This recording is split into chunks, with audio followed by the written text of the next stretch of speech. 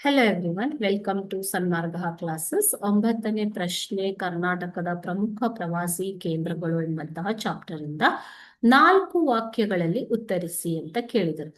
ಪ್ರವಾಸೋದ್ಯಮ ಬೆಳವಣಿಗೆಗೆ ಅಗತ್ಯವಿರುವಂತಹ ಅಂಶಗಳನ್ನ ವಿಶ್ಲೇಷಿಸಿ ಅಂತ ಕೇಳಿದ್ದಾರೆ ಮಕ್ಕಳು. ಓಕೆನಾ?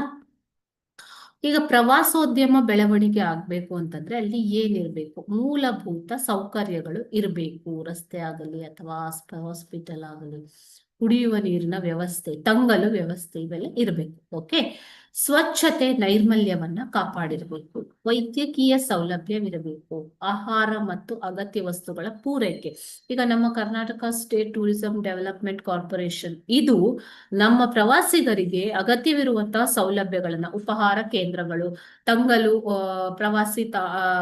ಪ್ರವಾಸಿ ಮಂದಿರಗಳನ್ನ ಒದಗಿಸ್ತಾ ಇದೆ. ಓಕೆ. ಸೊ ಈ ರೀತಿ ಮೂಲ ಸೌಕರ್ಯಗಳ ಲಭ್ಯತೆ ಅತಿ ಅಗತ್ಯವಾಗಿದೆ.